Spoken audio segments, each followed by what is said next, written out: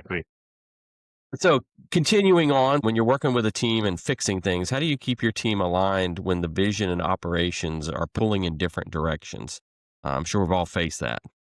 Yeah, absolutely. And it's kind of an interesting question just from the fact of like defining what does aligned mean, right? Like if you look at it, if you break it down a little bit, and I kind of had this conversation with somebody the other day. If we assume every process is going to give us some sort of output, right? That's just how processes are. Something comes out, at the end, whether it's good or bad or otherwise. And the misalignment comes from adding the word desired outcome at the end and realizing the processes that you have in place are not giving you that desired outcome. They're giving you some outcome because that's just what happens, but it may not be that desired one. That's what happens when you have these visionaries trying to find new direction and they come and say, "Hey, here's where I want to go." You have to be able to look at where you are right now and go, well, here's our current outcome of what we're doing. Here's the outcome you're looking for. Now we actually need to create or find these desired habits or these desired processes that are going to create this new desired outcome.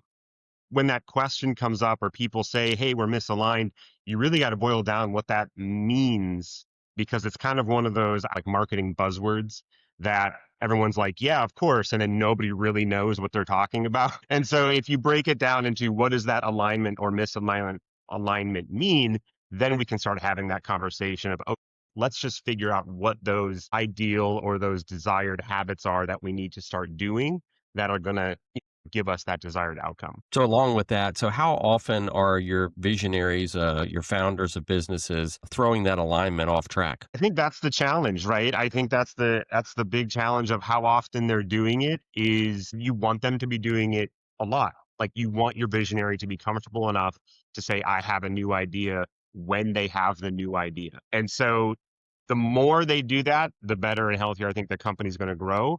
The challenge comes in to you uh, how often we are switching that process of those desired habits, right? If you're changing the desired habits week over week, the team is going to start really getting burnt out. And so there's a challenge there of let's let what our current situation is manifest itself so we get a true outcome of what we're doing. Once we know that, then we can make those minor adjustments and change direction a little bit.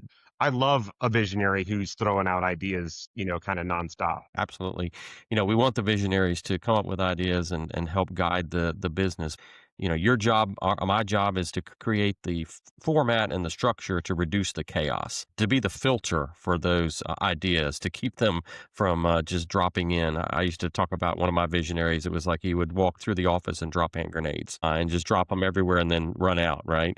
And then you and me, I feel like us would be out there picking up the pieces, so to speak. Yes, Getting clarity is important and making sure that they stay on absolutely. track, but then still don't hinder them from having ideas, right? 100%.